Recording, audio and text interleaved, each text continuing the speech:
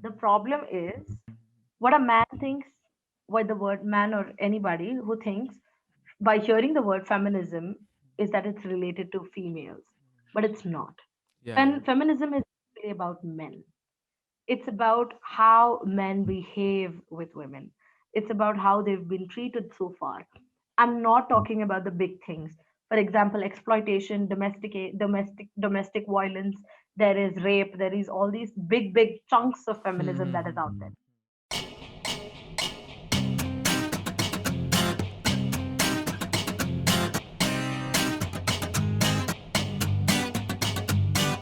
So, hello everyone. Welcome to the new episode of the Unsalted Talk. Today we have a very special guest with us, introducing Kashish Lewis. Okay. So I won't be going into deep of what she does or like explaining all the details because I think Kashish would be a better person to give a brief description about herself. So, Kashish, over to you. Hi, everybody.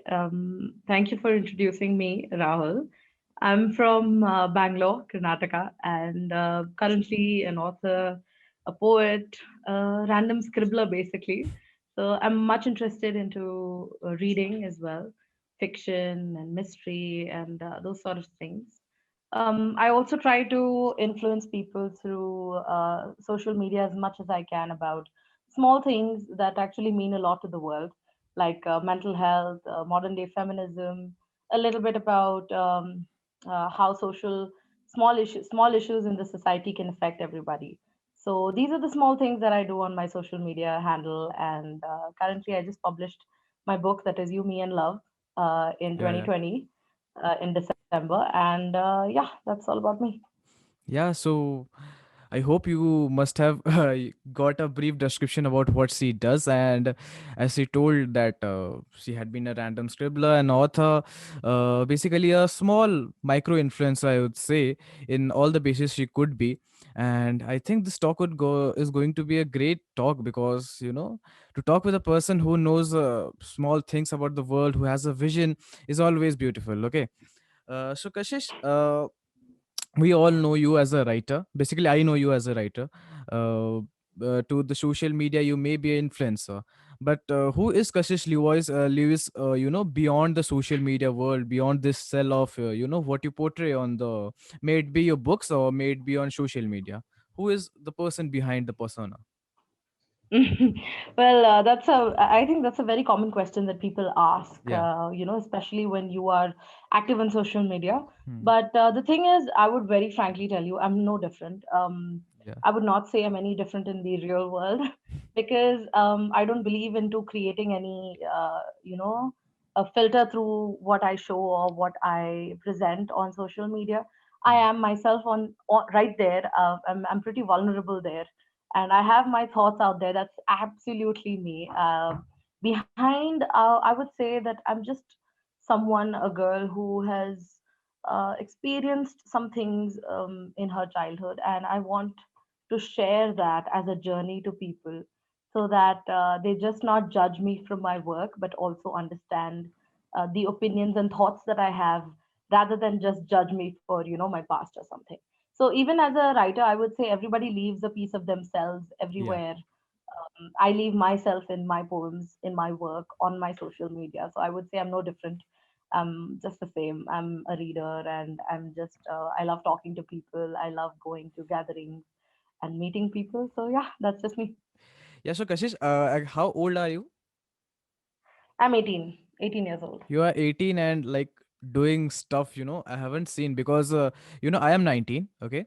So basically when I started doing things I couldn't find because you always seek people who are who think like you, who are of your same age, who do stuff like you. Okay.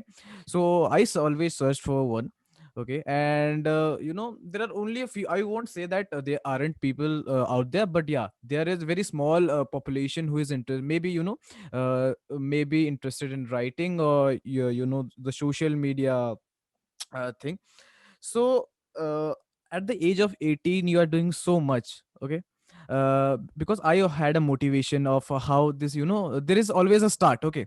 So take us back to that starting point where everything started, or just the spark where you got the charm, thinking that I should do you means you should do start writing, or maybe the social media thing. Where did it all start? Well, to trace it back, I would say I've always had people who've kind of shunned me out because they knew my age, Yeah. and this I've always shared pretty honestly, I would say, because I've had a lot of people I've met and a lot Hmm. of events I've participated, or even when I've gone to a gathering or an event, and suddenly when people ask me my age and they know I'm so young, Hmm. then the entire persona changes Yeah, to yeah, the yeah. way they look at me. Completely. So I've never really disclosed all of this before, but now Hmm. I think I shouldn't be afraid to do that. So if Hmm. you trace it back from a pretty young teenage, I would say I was pretty influenced by other people to read, especially by my own family members, even though they have my family, they're not avid readers, they don't read Yeah. often, but they did push me in every field to read. They supported me to go to the libraries and put myself out there, do Yeah. whatever I want to do, explore all kind of fields. So I think at that age I was exposed to a lot of opportunities, including inside my house, because my dad had a school business and I was exposed to a lot of opportunities there as well. I met people, I learned how to talk to them, and I think I picked up the little things there, and I decided that this is what I want to do. I want to share my opinions, I want to share my journey, I want to share what I've done, I want to share what I've seen as well. And when I was around 13, 14, I had a medical problem that was related to asthma and lungs, and I had a pretty tough time for around 2, 3 years. And that is when I really opened up to writing, because that was my only way of putting down my thoughts without anyone having to question me or judge me. And since then, I haven't stopped. Since then, that has been my regular outlet, and where I just go and vent out everything.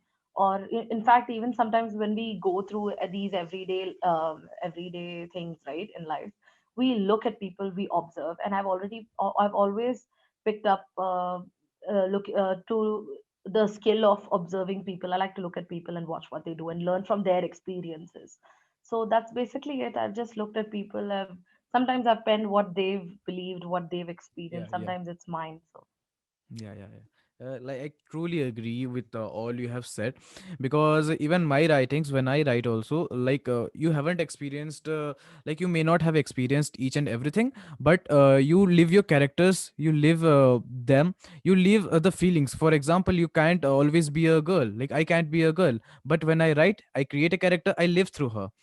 So that's beautiful, and I exactly. think every writer has that part, that the journey may be different, but yeah, there is always a small section, or always a stage of the the journey, the metamorphosis that happens, and I think that's beautiful. And uh, you know your story, I think, will inspire a lot who are yet to come, and even the peers, I think. So now that we have talked about how you started, like how were your friends, how was your school experience, how was your school life? Okay, to put it in one word, it was tough. Okay. High school is not very easy for everyone. High school and Mhm. college is not very Mhm. easy for, especially the people who have a sickness, especially for people who voice out their opinions, especially for people who like to have friends but are also honest. Yeah. Now, I was very social in high school. I loved meeting people. I was very open to making new friends, but the problem was that like I told you, because of my work, also people judge me. I used to write back in school as well, and because I was very vulnerable with my writing, not many people actually liked me. And I don't say I would regret it, because they had their own opinions, I guess, and their perceptions Mhm. towards me. And mostly, I would say that people have their own beliefs, and Yeah. they kind of were inclined to believe all the wrong things about me, even in school. Mhm. And this is what happened at a very young age. And I think that even now, many people go through it in high school or in college, that they're shunned out because of their voices or their opinions, or the way their life has been led. and they don't even know what happens behind their life, and people Yeah, start to yeah. judge them. So this is Hmm. what happened in high school and even school. But eventually I think I would not regret it, because that is what took me to writing. That is exactly what made gave me actually a stronger motive to speak out louder rather than just shut up. So Yeah, that was it. I really, to be very honest, today I will tell you, I don't have too many friends. Even though I talk to everyone, I yeah, don't really have many friends. I just have a handful of them. But today, the friends that I have, at least I know that they trust me and I trust them. It yeah, took yeah. me a very long time to build that kind of friendship. Hmm. From even when I was 5 or 6, also I didn't really have any friends to even go play with. Yeah. But now it's different, I guess. Yeah. Yeah, yeah, yeah. Like I don't know, but like I'm really connecting to you because somewhat I have faced the same thing. Because when you are opinionated, when you have your own opinion, you have your own faiths, and the person standing right in front of you have their own biases, have their own opinions. It is good that they are having their own opinion, and that is never a problem. But when they fear to look beyond what they think, what they believe, I think that's where the problem lies. Because whether you accept my belief or not, that's a upon you. That's a complete, that's your Totally own agree with you. yeah, yeah, that's your own right. But I think you should look beyond. You should listen, at least have a listen. You should give it a listen, that yeah, what the person is telling, is it good, it is right, is they should think. you know what you have shared is Not a many beautiful. people think. Yeah, yeah, yeah, that's uh, yeah, yeah, there are people, there are a lot of people. When you said that, now that you have a bunch of friends who are close, who look beyond what their personal biases, I would say. I also have such friends, and all those who are listening to this, you must build that group of friend, that may not be like 50 or 100 people, or all the like 2000, 5000 followers you have on Instagram. But that can be even 10 or 5 or 50 people even. The small group who you can chill with, who you can share your personal thoughts on what you think about anything, even anything. Like it Right. may be your Hmm. personal problems, it may be anything trending on internet, anything. You can the go to place. Because what I think, you cannot share everything with your parents, right? You Yeah, have that's your true. you have your own limitations. We There are all certain. need friends. Yeah, yeah. Right. We all need friends. Yeah, yeah, yeah, we all need friends. And like there is a limit, that there is no sense talking with parents, I think, for some matters. And for them you need friends. And like friends give you a perspective, I guess. You must like you must be having this, because you must be having a perspective, and that perspective must have evolved with time, right? And the friends you have surrounded, that may be a bad memory, or that may be a good memory. But that memories would have somehow sum up the perspective or the view that you have right now. I think that evolution must have taken place. True. So Yeah. if you can walk us through one of your friends, and like how he affected your life, that would be a great. Or like if you have a memory that may not be a friend, but that can be a memory, you can walk us through. Okay. Then I would like to share this one very particular memory that I have of. I think I was in eighth or ninth grade, Yeah, and like I told you, even then I didn't have any friends yet. yeah. At least any true friends yet. So there was this day that I just felt really sick. Hmm, I used to fall sick often in school, and everybody had actually gotten used to it. So they kind of understood that this is something that just happens to me. But there hmm, was this one girl who is still today my best friend. Uh, um, Her name is Jessica Fernandez. And in eighth, I think, yeah, that was in eighth, and I felt sick this one day. We had met before. She was new to the school. I had been new to the school in a few years ago, and she was new as well. So she kind of connected to me, I guess.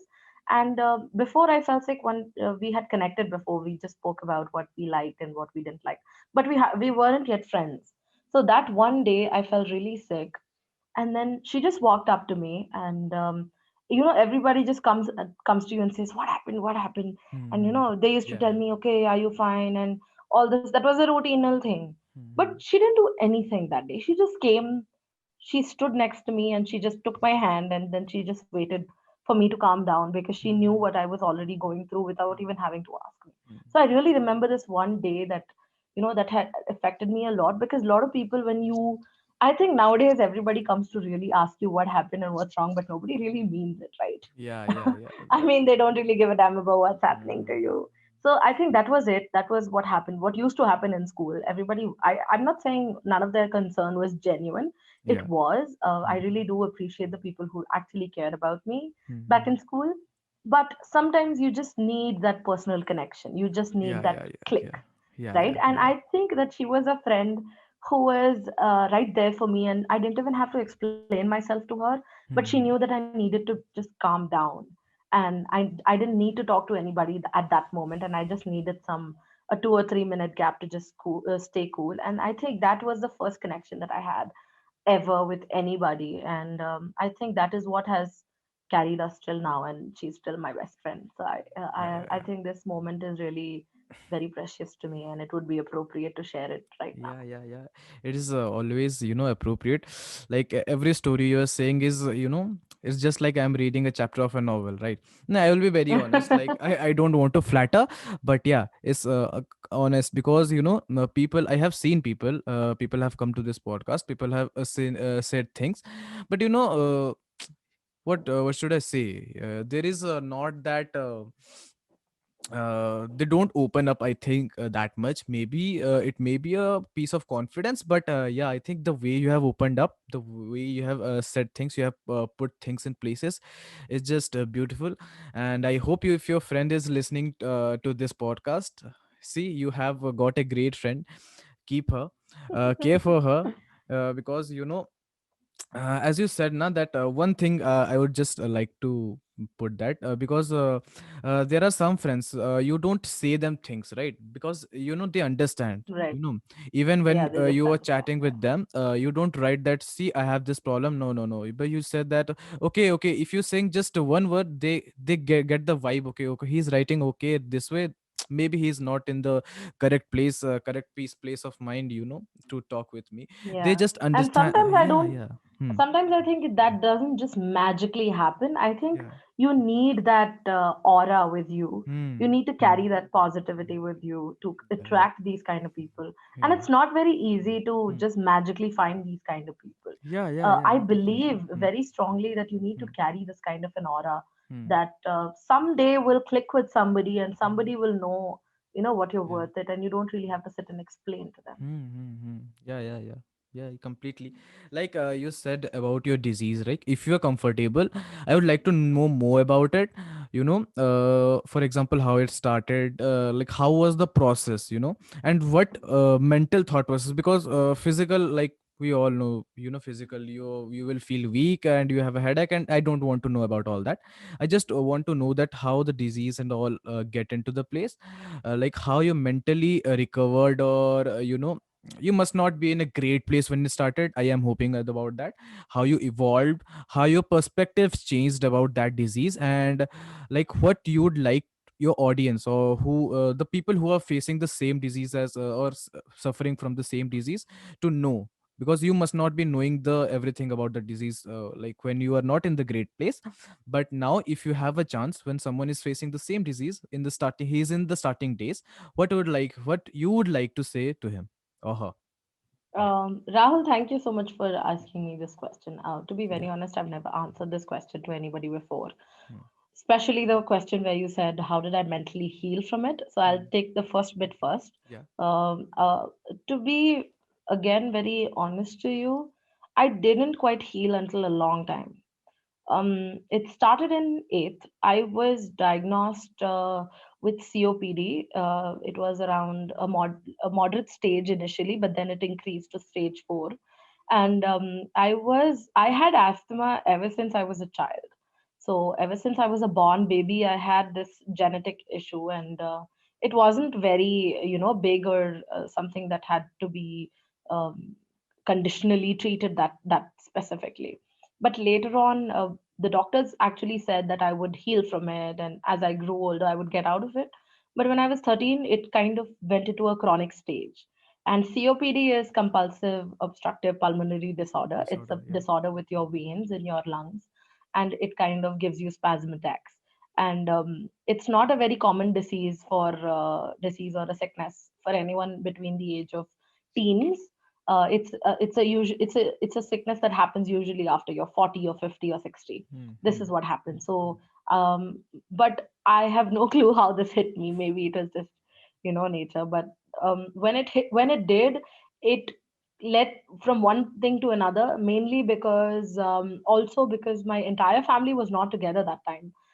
My parents were traveling back and forth because of business, and my grandmother had to take care of me most of the time. And touch wood, she did a great job at it. And but even though I had family with me, it was very tough to come out of it because what I was going through, I couldn't pen it out completely. It affected my mind. I started hallucinating things, and it got into my brain. I had almost become numb to everything. But later on, I decided that I didn't want to lead a life of sympathy. Everybody started coming to me and saying, "Oh my God, are you okay? Oh my God, are you okay?" And I did not like that. I did not want to be weak. I did not want to be looked at like a patient because I had almost lost everything normal that any teenager would have. I had lost friends. I had lost school. I never went to school. I didn't have studies. I couldn't go out to play like normal kids. I was not allowed to eat normal stuff like ice creams or anything that a usual kid loves, and I was not allowed to do all these things. And I started feeling that I'm not normal anymore. And I wanted to be normal. So I made up my mind that no matter what happens, I want to go back to being normal. I still have the disease. It's not that it's gone. It's not a curable disease, but it's a controllable disease. I still have it. I'm still facing it. But I'm mentally strong only because of one reason, that I want to be normal and I want to pursue my dreams that I have. I want to achieve my goals. I want to make my family proud. I want to help anybody who's faced the things like me in school, or in college or in their teens. And I want to do this not just for me, but for everybody else who's around me. And that is what pushed me to make that decision.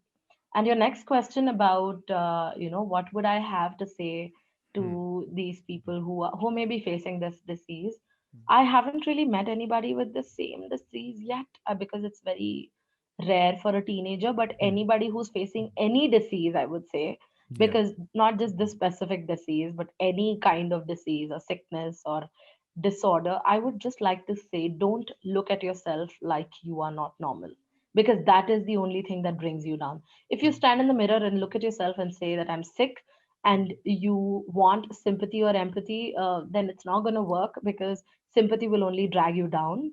It will make you feel like you're not normal. It will make you feel sick. It will make you feel like you're numb and you don't need to do anything.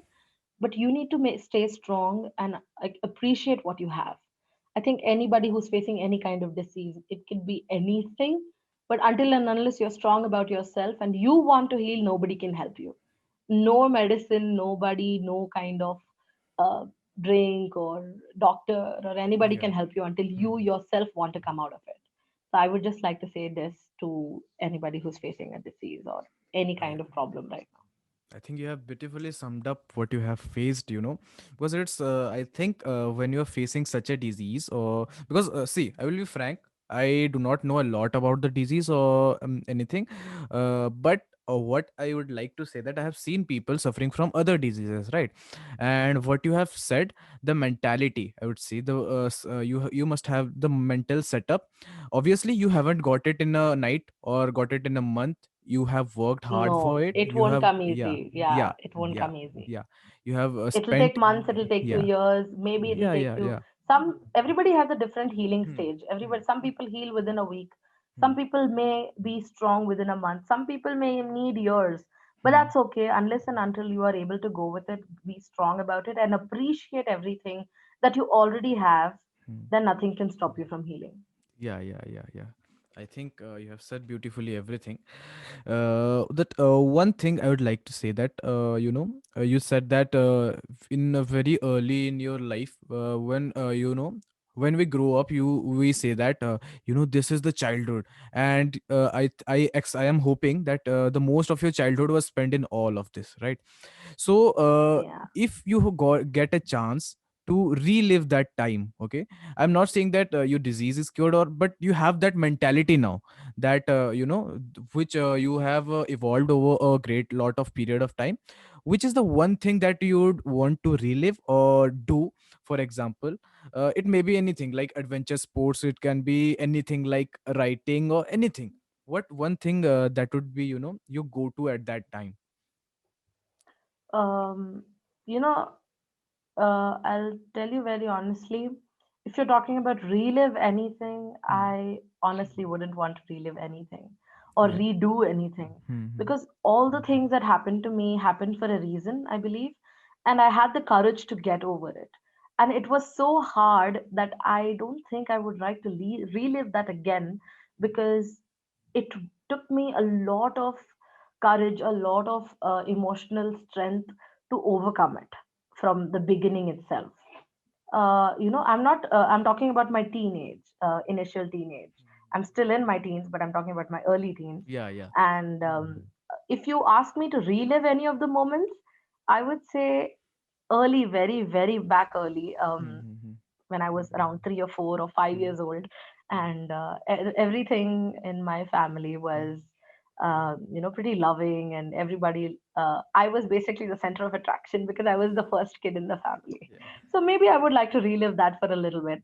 And I'm not really sure if I have anything specific that I would relive, but everything that happened to me, I believe, happened for a reason and Yeah, yeah. made me whatever it is, whatever kind of mentality I have today. And if I Hmm. had to relive, I don't think I would do pretty good at going through all of that again. It took me a lot of, it drained me. It really drained me. It really drained all my emotional, mental, physical resources. So Yeah, reliving that would be hard. yeah, yeah, yeah, yeah, uh, yeah. and I think, Hmm. yeah, I think if I, Uh, but if I look at today, hmm. I would like to relive every moment that I Yeah. am spending, because Hmm, every hmm, moment is hmm. so precious to me right now. I realize that because of what happened to me before. So me, for now, I would say I would like to love and live every moment. Yeah, yeah, yeah. No, I completely agree with you. Just that, like, one thing that you miss.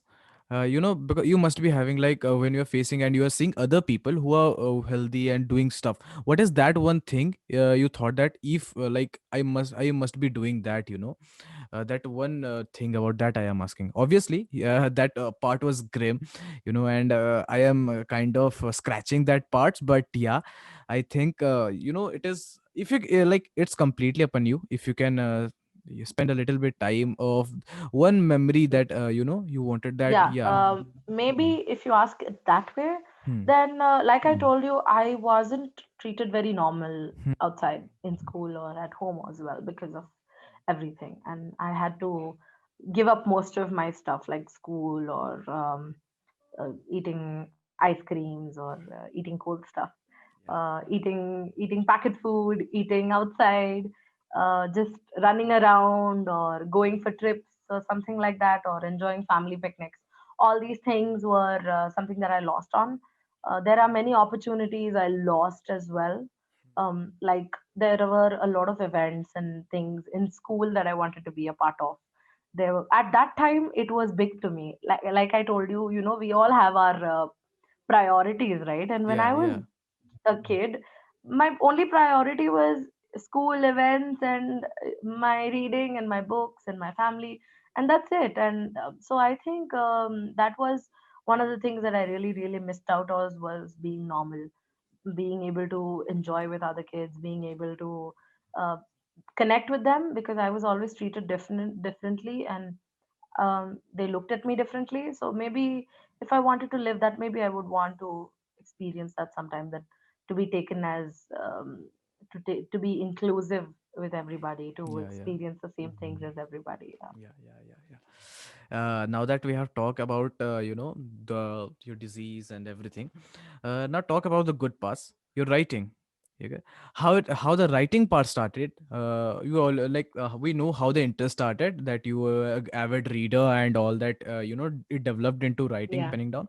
But how actually, now that in 2020 December you have published your own debut book, right? It is a poetry Yes. book, if I'm not wrong. Yeah. Yeah. Yeah. Yeah. So how did that journey, from writing or scribbling anything to that publishing of a novel? How did that journey, carried out or charted out? Um, when I was in school, I Hmm. used to scribble in my diary a few poems, and there was this essays I used to scribble in my diary. There was this one day where our English teacher in eighth or ninth, she asked us to write a poem for an assignment, a school assignment. And this is also one more thing that I haven't shared to many people. And she had asked us to write around 5 or 10 lines. She gave us a theme, and sorry, she gave us words to write, and she told us you can do whatever you like and just write me a poem. Everybody was supposed to write a poem in the class. Now I was very very excited because I had already started writing poems back then, Hmm. and I saw that as an opportunity to express whatever I was doing. And I was so excited to show her my poetry. And I really admired that teacher a lot. She was one of my favorites at that time. And she was an amazing inspiration to me. What happened was I wrote out that poem. I took 2 days completely. I sat down, I looked at new words, I learned new words. I formed a few lines. I learned a new rhyme scheme meter also that time.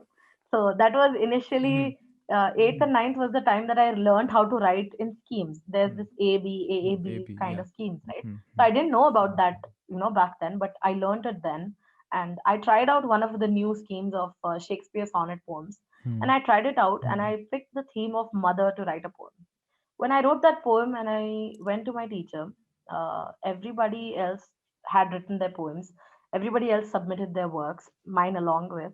And I sent her, the book and everything. It was all kept for signing. And the next day, we were all waiting to see what she would say about each of our poems. Hmm. She said that she would read out her special ones and her favorite ones and all this. So I was pretty excited because I really did put in a lot of effort in that poem, and everybody in my family loved it. So I was having the same expectations to from her as well. So I was pretty excited, all hyped up that day. She picked up around 2 3 poems, small ones, 4 5 lines ones, and she read them out loud. So all of them had done their work and written them down, and it was around 10 marks that we had allotted, that she had allotted for everyone. And she gave almost everyone an 8 or 9 and a 10. And when I looked at my poem, it was around 6 or a 7. I was broken. I was devastated because I had actually spent a lot of time with that, and I was so deeply shocked to see that she had rated my poem that much, because everybody else wrote 4 or 5 lines, and I had written a full 14-line sonnet. And I went to her and I asked her, Madam, you've given me less marks, and I mean, what is that you didn't like about the poem, or is there something that you would like me to improve on? She told me that, Kashish, I really appreciate that you wrote a poem, but I had asked you to write your poem of yourself, on yourself. She said, I didn't expect you would copy it from somewhere or get it from somewhere. And I just stood there looking at her. I just stood there blankly looking at her in her face, and I was just completely shattered. Just imagine a small child looking at her teacher like that, completely broken. And I was that, because she just bluntly told me that. She said, suddenly she said, Kashish, I didn't expect this out of you. And I told her that, Madam, this is what I wrote on my own. I really took a lot of time to write it. But she refused to believe me. So, but I do not have any regrets about that day, because that, again, I told you, that was the motivation for me to do it. That I wanted to prove that my thoughts and my opinions are not something that I would steal, is not something that I would just bring from Yeah. somewhere or Yeah. fake myself. And that hurt actually turned into a blessing for me to move on, learn that not everybody is going to like it, not everybody is going to give you what you expect on a silver platter. But even if people don't believe you, or people don't understand what you express and don't trust you, then it's okay, because you'll have a time that you can prove them wrong. So I continued to write. I did not stop. For a little while I did. After Hmm. after that happened, I had lost Hmm. faith that I would anybody would believe it. And so I stopped writing for a while. But again, I restarted in a few months, saying that, no, that is not going to stop me. And that one thing, even today, I still carry it in my heart somewhere, and it pushes me. I use that as a factor to push me rather than to disappoint me. So, Yeah, yeah. and I think one of those poems is also in this book. That same poem that I wrote in eighth, Okay. it's in this book. Hmm. It's the same poem that I had submitted for the assignment, and the same poem is now in there. So Yeah, so it's about mom, it's yeah, about yeah. mother. Yeah, yeah. We'll definitely want to listen it, but yeah, we'll do that in a later part. But yeah, you have started. You said the starting of the journey, but how from that place, how did then the journey went? Because from that you said that you have started writing. Okay, so like since the beginning, did you have that? Yeah, one day I would publish my own book, or that just you went with the flow that yeah, I'm writing, writing, writing. You got an opportunity, you grabbed it. How was that journey? I believe in grabbing opportunities. Yeah. It's something that I just love doing because I don't think you get many. I don't believe that one will come and then the second one will knock at your door. Hmm. So I just believe that sometimes you don't get a second Hmm. opportunity. Sometimes you need to grab what comes to your door first. If it goes wrong, it goes wrong. Yeah. So, with that note, I would say that I had never the idea that I would publish this fast. I always dreamt of having a book published. When I started writing out, it was only for me. It was just for me. It was for my personal journey. Eventually, in a year or two, people started liking my work. I had two, three of my friends who connected on such a level, online friends I met, Yeah. and they shared their journey out of it.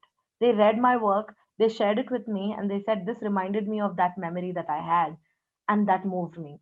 There was this one writer from UK. I'm not going to say her name, Yeah. but there was this one poem I posted about my mental health, and she just texted me immediately after she read the poem, and she said, "Kashish, oh my God, thank you for writing this because this was exactly what I was going through at this point, and I needed this."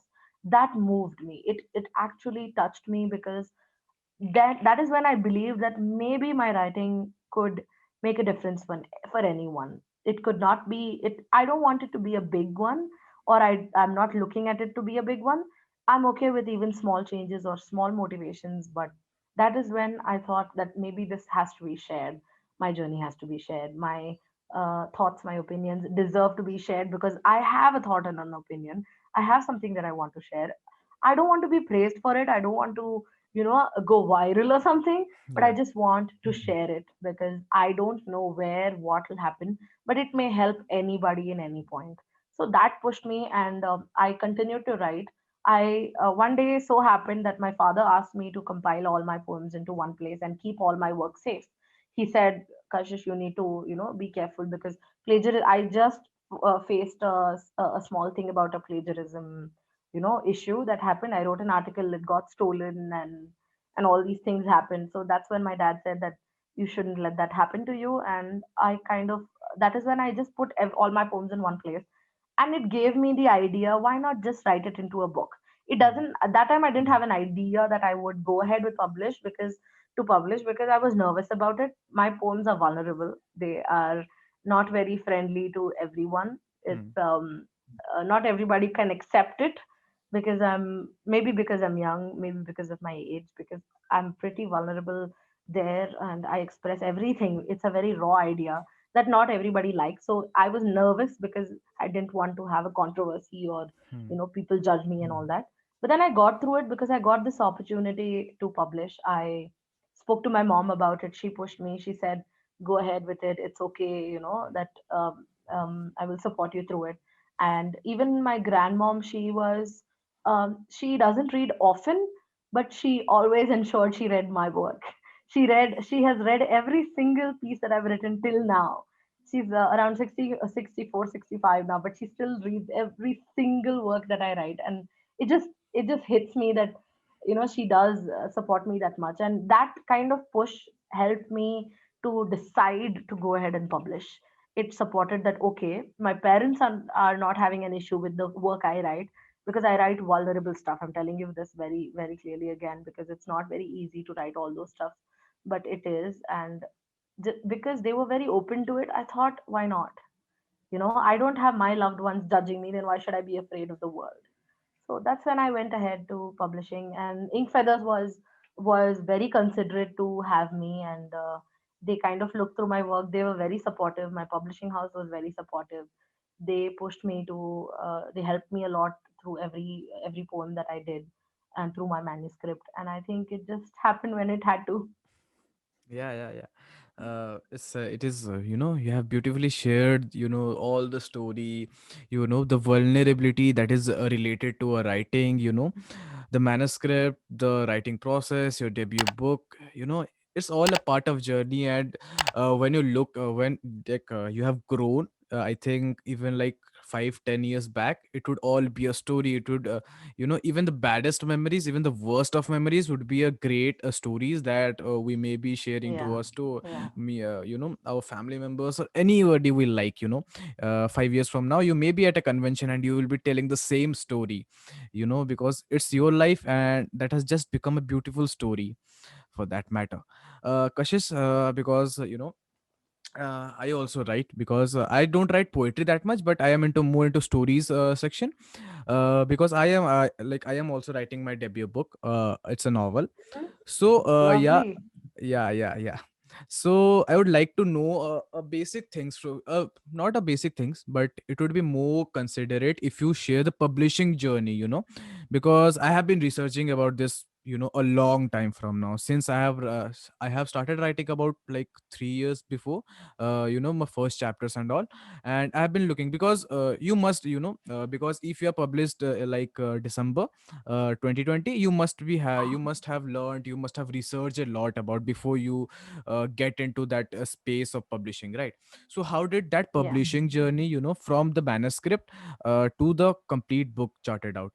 You can take names or not, that's not the matter, but how's the journey like, you know getting Okay. into a publishing house If and all? anybody, Yeah, yeah, yeah, sure. If any new writers or people who are wishing to publish just as well, maybe I can share it for them as well, because I yeah, was yeah, looking for the same kind of help before. yeah, yeah, So there are, like everybody may know, there are two ways of publishing. One is the traditional publishing, one is the self-publishing. Now, what happens in traditional publishing nowadays, especially in India, there are millions of young minds who want to publish. There are millions and millions of people who want to come forward and share their work, but it's all a game of a complicated game, I would say, because you need to hire an agent, you need to have your work validated, you need to go through a gruesome process yeah, of finding people and connecting with them, making networks, reaching out to traditional publishing house.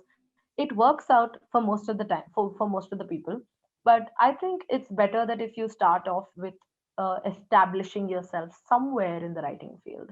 Like if you would like to get involved into some anthologies, or do some speaking events, do some open mics. So what happens is you start building a network there. It all starts from there. Whether you choose traditional publishing or whether you choose self publishing, it all starts from establishing yourself as a writer. Not an author, but establishing yourself as a writer. You need to call yourself out in public and say that, yes, I am a writer. And some people try to stay anonymous. I'm not talking about them. I'm talking about the yeah. people who are looking to get Hmm. published. Now, when you say that, because when you do that, you meet people who will help you through the process. That is what I did. I established that I wanted to take writing into a really serious role in my life, and I went to speaking events. I participated in many live sessions. I tried to touch anthologies that were good enough to go outside and publish, and that's where I met new writers and they helped me. So what happens is, getting back to the traditional publishing house, it works only when you have enough funds. You need to have enough money to hire an agent. You need to have enough, because finance also plays a lot of Yeah. part, right? Nobody Hmm, writes hmm, to hmm. actually get paid. This Yeah, is a true thing in the writing industry. Nobody really writes to get paid, because you don't really get paid. So this is what happens. So if you're looking at getting your work published or your fiction or non-fiction published, then you should not look at the getting finance part, but you need to have enough funds to invest. If you go to the traditional publishing house, you have to invest in an agent. If you go for self-publishing house, firstly you need to understand that you need to be confident about your own work. You need to be prepared for critics who will come. If you decide to self publish, you need to be prepared for critics. You need to be prepared for uh, doing all the work, like, because the sales and the management and everything you will have control over. It will be your responsibility to share your book, to get your book out there, to get your book into the market, to get a network of people who will believe and buy your book. So these are the things that are easier in traditional publishing houses. When you go to traditional publishing houses, they already have a huge established network. If your manuscript gets accepted and they do choose to publish you, then you don't really have to worry about anything, because they take care of everything from your advertising to your marketing to book sales to getting your books in the bookshelf. All those things they take care of. But it's a long, long process, and the percentage of people that get into it is low. So you can try there simultaneously, but if you really, really want to publish right away and you are confident that your work can, be a difference or make a change out there, or be different than already the books that we have in the market. We have a million books in the market, and if your Sure, book, sure. you believe that it could be different than everybody else, then you can choose to self publish. It's not a bad thing. It's not a bad thing. You need to look for the good publishers who believe in you. Hmm. Stop looking for publishers who only run behind money. Now, this is a thing that I learned. I contacted millions of publishing houses before going with Ink Feathers, many, many publishing houses, to just understand their process. And everybody was money minded. I'm not going to take names, Yeah. but many, many publishing houses were not friendly. They were not, their main focus was on the money part of it, rather than looking into my manuscript first. So they didn't even look into my manuscript. They didn't even check it. They were not even interested about why I was publishing, but their main idea of it was the finance and to get my book or to get hold of me and all Yeah. these things. So if you're looking at self-publishing, it's important to connect with your publishing house, speak to your publishing managers, understand if you really are valued for your work there, understand if they're ready to help you beyond just publishing your book. Because just printing a book, anybody can do. Not everybody understands that. Hmm. You can just print a book like that. You can go to a printing house, ask them, okay, print one copy, and they'll give you just one copy for that amount, and then you can go make sales. But Yeah. that's not what happens. There's a Hmm. big process behind it. If you go for self-publishing, once the book come out, you have to share it. It'll be your responsibility to market it as much as you can. Sure, the publishing houses may help, but yet again, they are not as established as HarperCollins or Penguin India, right? Hmm. So Hmm. you Sure. need to be prepared for that. You need to be prepared for that. It's not easy. And about the money part, about the finances, royalties are something that you can't depend on. You can't make a living out of it because it's a risk. Traditional publishing houses, yes, they give you money. It's enough money to maybe run your house for a few days. But like again, I said, writing does not come with, a guaranteed profession or money. So, but if you go for a self-publishing house, yet again, the royalties will only be based on how many sales you are able to make, Hmm. how many people you know, how many people are able to buy your book. I have seen many, many people who've published solo and they're not even able to sell 50 copies or 20 copies even in 5 months or 6 months of their sales, because they haven't built a network. They just rush into publishing. You rushed into getting your book out there without even building a network. Nobody knows you. Hmm. Nobody even knows who you are. Nobody knows your name. How will people buy your book? So I put 3 years of effort, not in the idea of publishing, but I knew that I wanted to write. I knew I wanted to make a career out of it. That's why I went out there in public and I tried to make a network. And it was not selfish of me to, build a network only because of the book. It was not that way. My perception was not that. The book publishing happened because it had to happen. In fact, it happened early for me. I never expected it to happen so early. But I would say that establish yourself somewhere. Let people know you. Make 100 to 200 friends. make 500 writer friends, go to events, let people know that you're actually publishing, then decide to sit and publish your book. And yeah, that's it. That's all I would like to Yeah, say. yeah, yeah. Like, I think you have elaborated a lot about the publishing process, and I Yeah. think the person who is searching on the internet, and if you're finding this video or anything, like you're listening it in Spotify or any other platforms, this is a go-to place. This, you have need to learn the process. You may, as Kashish said, don't make contact just because you want to publish, because that is a completely professional thing to do, or like a business thing to do, because you are human, And you writing are is right. not Yeah, business. yeah, yeah. Yes. We are Hmm. in the art field. Hmm. Arts Yeah. has no connection to business. Hmm. Definitely, we do business. That's Hmm. Hmm. different. Hmm. Hmm. You do a business to live your livelihood. But getting connected to artists and people only for the sake of you getting a favor from them is not something that an artist would do. Right? Artists Yeah, connect, they yeah, yeah. connect, and they Hmm. talk to people to learn and to Hmm. grow. And that should be your reach out to people. Said na, yeah, Kashish beautiful said that we are all artists, when even if you write, you may not be confident in what you are writing, so it doesn't mean that you cannot make contacts. You can make contacts, you can ask them, listen to this, how is it, whether I could improve it. There will be a lot of people who will take advantage, I think, but yeah, you must decide for yourself, or the people. You can always exclude someone in contacts, right? You could make 10 friends, you can exclude hundreds of them, Yes, so that 10 definitely. will add up and make that 500 Kashish talked about, and just don't just rush into the process. Give it time, it will mature and evolve in itself, I think.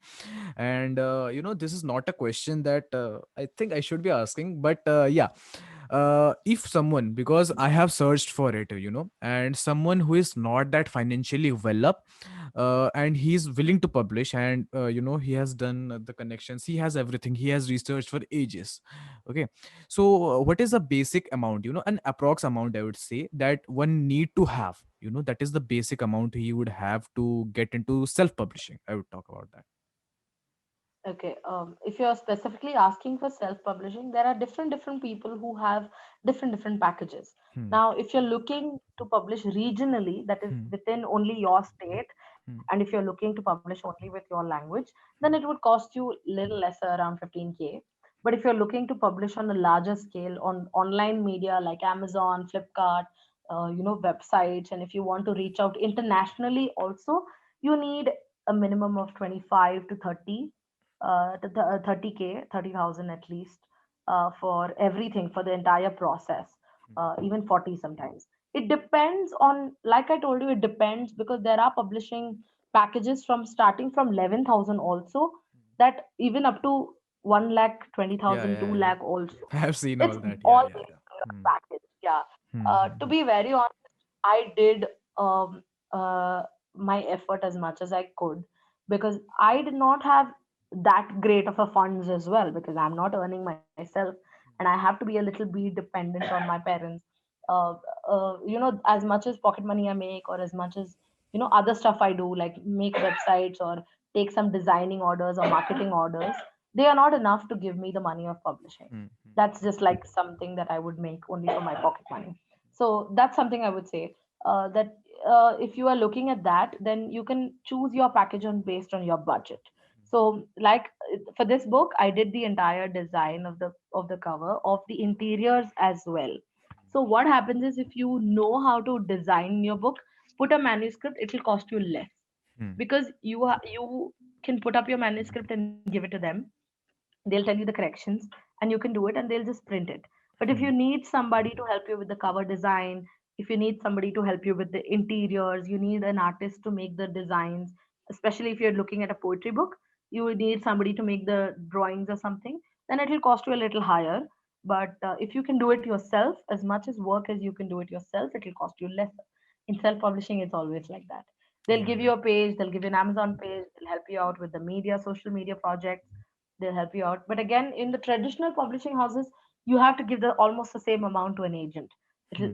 An initial agent will cost you around 10K, then the roundabouts, putting manuscripts to every publishing house, making connections. All in all, it will cost you about the same Hmm. as a self publishing house.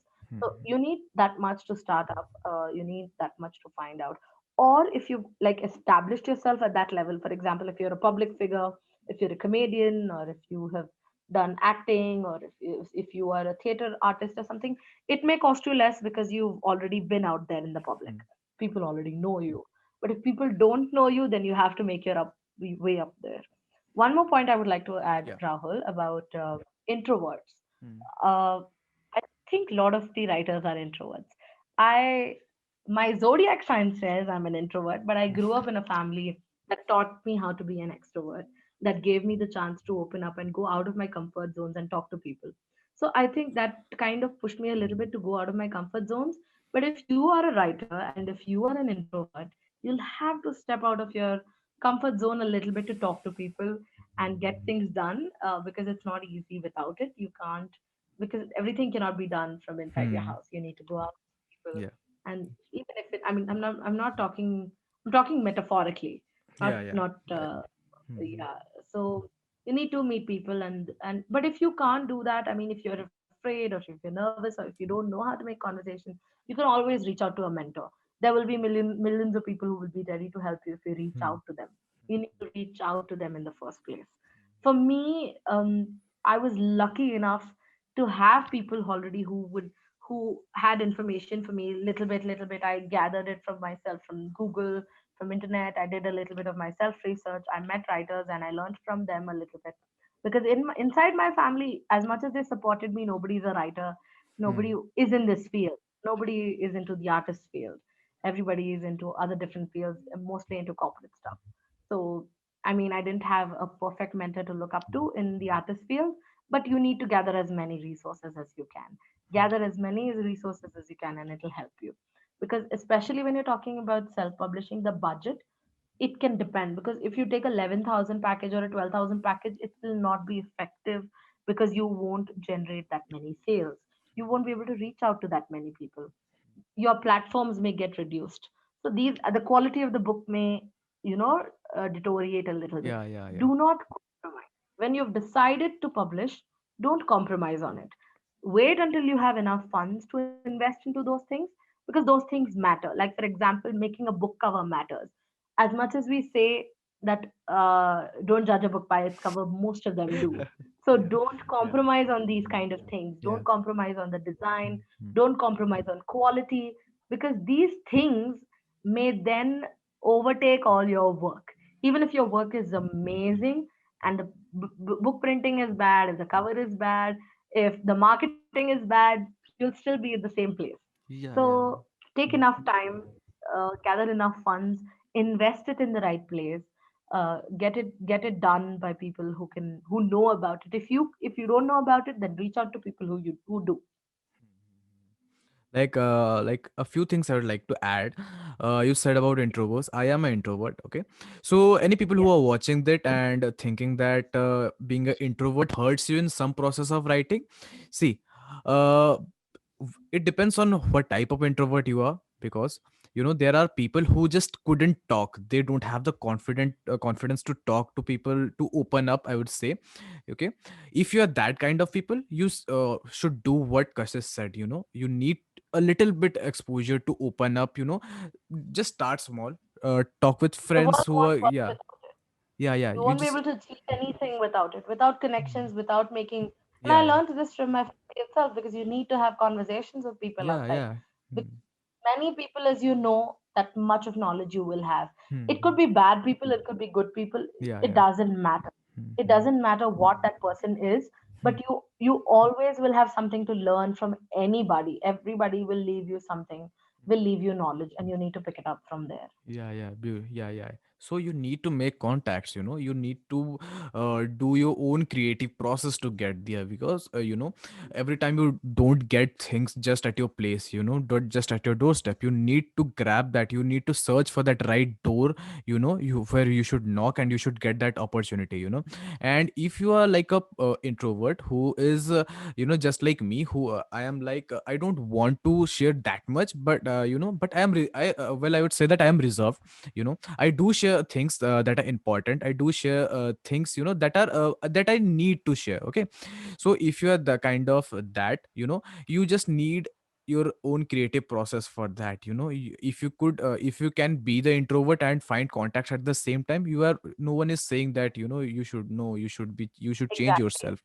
Yeah, you should. The Exactly. So you important don't thing, have to yeah, yeah. completely change yourself. You Hmm. don't have to Hmm. uh, be somebody else Yeah, completely. yeah, But yeah, you have to find your, like Rahul said, you need to find your own creative way to do it. yeah, yeah, You yeah. need to, but you need to find a way. At the end of the Hmm. day, you have Yeah, to find a way. yeah, yeah. Either you do it yourself, you reach Hmm. out to people, you ask your mentors, you do Hmm. your research. Everything is available on the internet. There's Hmm. nothing that you can't find, Yeah, yeah, and sure, sure. everything is, you need to understand and use that time well. Hmm. Hmm. If you Hmm. use your time well, if you understand that you need to do something with your time, it'll all work out.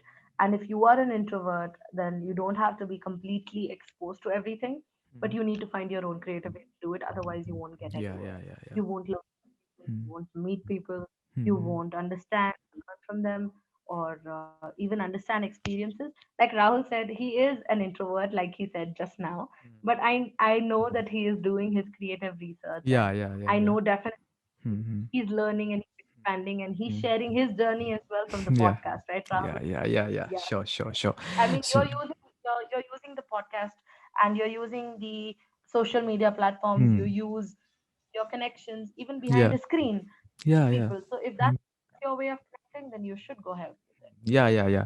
The matter is that you should just, start things, because when I was beginning, I was quite extremely reserved. I couldn't talk to people.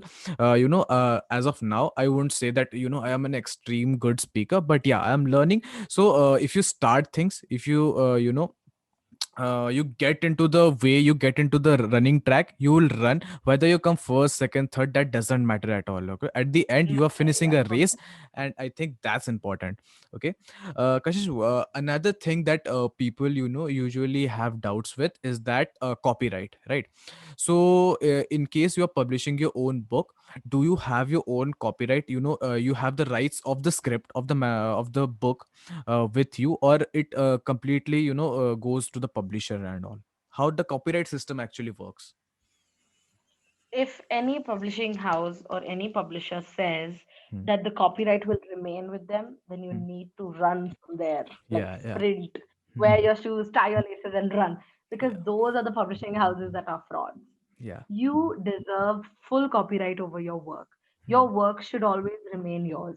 Any, not just publishing house, any scheme, any artist club, any contest, anything that says that they're going to keep the copyright, run, because they are there to steal your work. Hmm. I've seen this happen.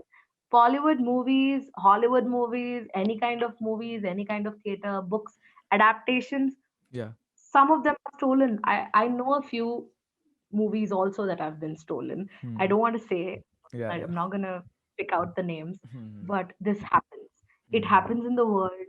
If your story is good, if your idea is good, it Hmm. has high chances of getting stolen. And you won't even know how, when people will just steal your story, they'll change it, they'll make it them, Hmm. something that's most Yeah, yeah. believable, and use it. Yeah, yeah, So if yeah. any publishing house, anybody else, Hmm. anybody Hmm. says Hmm. that they're going to give the copyright and they're Hmm. not going to give the copyright to you, or there is no copyright registration, Hmm. then do not indulge with them, because like I said, you have high chances of your work getting stolen. Hmm. Hmm. Hmm. And copyright should remain with you because it's your right over the work. Sure. I'm not talking about the money or in terms of finance, but if it's your personal effort that you put in to make that book, to make that to make that script or write that poetry or write that book, and you deserve everything to get the same in return.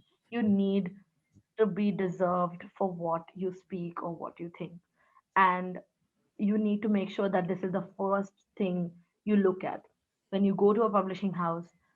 Ask them about copyright, ask them what is the process of it, and all you have to do is you have to give them the script. They'll register the copyright for you, because obviously we don't have the Yeah, yeah. connections to go to Hmm. the copyright person to get it done.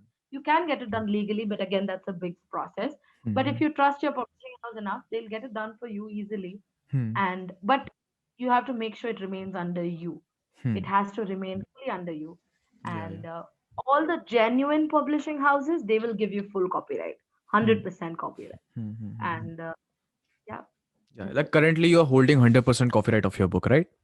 Yes, this book is mine Yeah. and it will remain, Yeah, yeah, even yeah. if the publishing houses, Mm-hmm. see, even if a publishing house is taking the money of publishing and marketing, they take, obviously they also deserve to be paid for the work that they Yeah, do. yeah. Mm-hmm. So they will take what they deserve, they will take your fee, they will give you your royalties, but in the process you don't sell them your copyrights. Don't do that, because if you do that, then all your work is basically good for nothing. Yeah, yeah, yeah, yeah. Yeah, like you said about the copyright of your book and everything we talked. I think we have walked you through all the things, you need to know. Obviously there are deeper things, because we haven't gathered this knowledge over just a month or just a Google search. It has been months or years of research. So we just told you the basic, the surface level of things that goes into the publishing industry and all. So basically you need to find the right publishing house. If you are going for self publishing, I would say find the right publishing house. There are a lot, it's just like any other business, is any other startup. There are a lot of publishing house. Some will approach you, even if you don't are not interested, they would approach you like, okay sir, we'll do this, we'll do this, you. And even they may charge you less, but you need to be careful about certain things, for example Yes, copyright. Yeah, don't fall for it. yeah, yeah. Don't You know, fall for yeah. people, don't fall for especially the people who come to you and they beg for you Mhm, to get your work published and they mhm, praise you, mhm. and that's fake. I Yeah. have experienced this, I would Mm, say. mm, Many people reach out to me saying that they're a publishing manager of so and so house. See, advertising is different. Personally, sliding into your DMs, yeah, yeah. appreciating your work, Mm, and getting you to pay out of your pockets to publish your book is a mm. scam. Yeah, yeah. It's a latest scam. It's Yeah, the yeah, latest yeah. scam in the publishing industry, Mhm, especially for anthologies. I can understand if you're there's a difference between promoting stuff. There's a difference making advertisements for it. There is the difference between people referring you to it. Like for mhm, example, anthology compilers will like obviously contact you. They'll mhm, say, okay, I like your work. They'll read your work. They may say it's good. They'll ask you to publish through them. That may be okay, fine, genuine because they are anthology, editors. But when a publishing house does that, you need to know that there may be a hidden agenda behind it, yeah, because no yeah. publishing house will come to you and say, okay, we'll give you a special discount because Mhm, you're an amazing writer, we mhm. want to publish you, unless and until it's emailed, Yeah, yeah. it's professional, Yeah, yeah. unless and until they've actually read your work somewhere and Mhm, they've offered you to publish, then they will definitely email you about it rather yeah, than yeah, just slide yeah. into your DM Yeah, yeah, yeah, and beg you to yeah, do yeah. it. And in So, reality, they would and have never read, they would never read even a single yeah, of your they work, would and they would praise exactly. you like crazy. And like, if you're a person who are new, who haven't got this type of praise, you don't know how this, a type of scam works, these illegal things work. You would say that, oh, he must have read. You need to understand all the things goes into the creative process. If you have faced, you have given you enough time, if you have enough experience in this field, you would know that whether it is genuine or not. As Kashish said, Yeah. if someone is genuinely concerned, genuinely read your writings, he would usually do a mail, he would email you. There is a certain degree of professionalism that works, I think. And you should understand, whether it is genuine Don't or not. indulge. Yeah. Yeah, one more thing is that don't indulge with anybody who's not Hmm. professional, because Hmm. in the world like today, you need to be professional for everything. Yeah. You have to be professional for to get your work done. You need to be professional to get your work done by other people. You need to be professional to even ask help. Hmm. And this is not something that is just gonna happen by just going on to a random person's post and commentating on it and getting them to sign a contract with you to publish. Also, when you publish, you have to sign a contract. Remember this, there is always a contract that is involved that states all your terms, conditions, your the money that you pay to the publishing house, what benefits do you get, what are the things that they will give you in return. You have to sign a contract. Hmm. And if a publishing house doesn't do that, it's fake. And also, one more thing that I would like to add here, since we're on the subject of it, Yeah. is that when you go to, when like publishing houses approach you for these kind of things, even if a publishing a house has emailed you about it, saying that we like your work and we would like to publish you, don't run behind the idea of saying, okay, saste mein ho jayega, or it'll Hmm. just get done, this kind of money, because it Yeah. won't.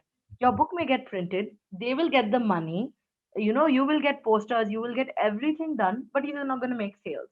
Yeah. Yeah. Nobody's going to look at your book.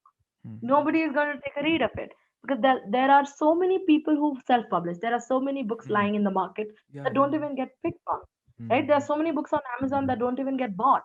There are Hmm. anthologies that publish and they don't even actually sell 30 copies. The only people buying them are the authors Hmm. themselves. Yeah. What's Yeah. the point in that kind Hmm. of a Hmm. book? Hmm. So you need to be careful when you write, because don't write for commercial reasons. If you are into writing for commercial reasons, then you're in the wrong place for the first, Yeah. Yeah. to begin with. So Hmm. if you are in the writing field, to share your thoughts, to share your opinions, Hmm. to put your talent out there, to actually reach out to people for a cause, to actually say a story that nobody has until now, then you need to be prepared for everything in all the ways. Finance is a big point. Your connections are a big point. Your emotional, acceptance to it is a big point. You need to be prepared for criticism. You need to be prepared for a no. You need to be prepared for everything, basically. Hmm, hmm, hmm, hmm, hmm. Like I would like to ask you a brief, not your like your experience and a brief about what you think about anthologies, because I think in the recent time it has got a little bit of bad name to it. So what's your take on it? The publishing of anthologies, they ask you even very less money, which is like you spend it every day, like, and they promise you that they will get you published.